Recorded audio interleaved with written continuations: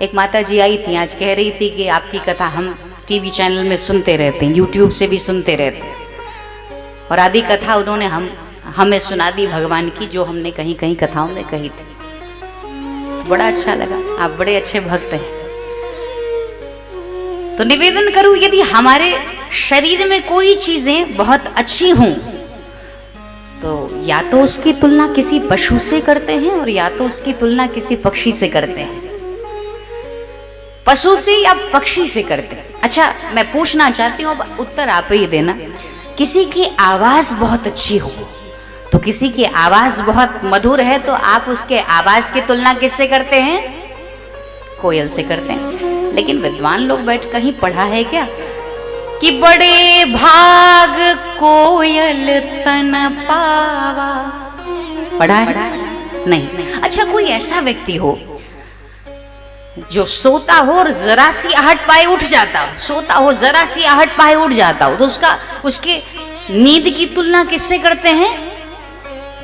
कुत्ते से, श्वान से। लेकिन कहीं पढ़ा है क्या आज तक? बड़े भाग कुत्ता तन पावा, पढ़ा है? नहीं पढ़ा। अच्छा, जब लिखना हुआ बड़े भाग मानुष तन पावा, मानुष तन, विचार करें ये मनुष्य शरीर में। अच्छा, किसी की आंख भी बड़ी सुंदर हो तो सुंदरता की तुलना, किसी की आंख सुंदर हो तो क्या कहते हो? मृगनयनी, तो उसकी तुलना मृग से की जाती है। लेकिन आज तक कहीं नहीं पढ़ा बड़े भाग मृगया तन पावा। लेकिन जब भी पढ़े तो चाहे श्रीमद् भागवत महापुराण हो, श्री रामचरितमानस हो, अन्य उपनिषद, वेद, वेदांत, बस एक ही उद्घोष करते हैं, मनुष्य शरीर दुर्लभ है, मनुष्य शरीर भगवान की कृपा साध्य, कृपा करुणा से प्राप्त हुई है।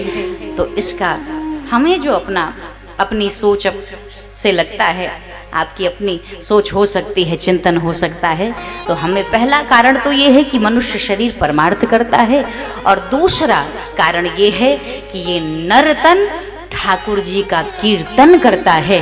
और जिस दिन ये नर्तन ठाकुर जी का कीर्तन कर देना बंद कर देगा, याद रखना पशु भी उस दिन हमसे बढ़िया हो जाएंगे। ये नर्तन ठाकुर जी का कीर्तन करता है, इसीलिए इस नर्तन की विशेषता है।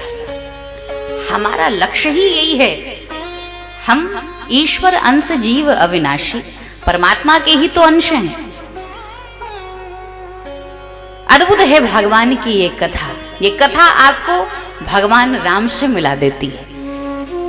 बस श्री हनुमान जी महाराज का खूब आश्रय करें। राम दुआरे तुम रखवारे, होत न आज्ञा बिनु पैसारे। खूब हनुमान जी की स्तुति गाएं।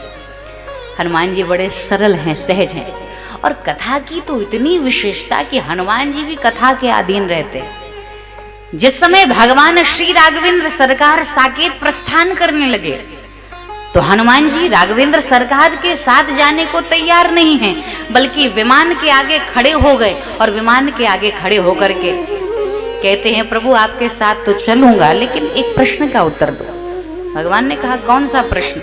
हनुमान जी ने कहा, प्रभु ये तो बताओ जरा, साकेत चले तो चले, तो साकेत में तुम्हारी कथा होगी कि नहीं होगी?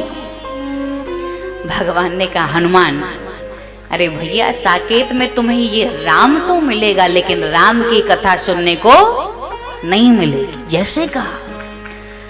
हनुमान जी ने कहा, अरे प्रभु वो तो अच्छा था कि विमान उड़ा नहीं था, क्योंकि विमान यदि उड़ता तो फिर से नीचे ला करके छोड़ देता, क्योंकि ये हनुमान राम के बिना तो जीवित रह सकता है, लेकिन राम के कथा के बिना जीवित नहीं रह सकता, राम की कथा के बिना नहीं रह सकता।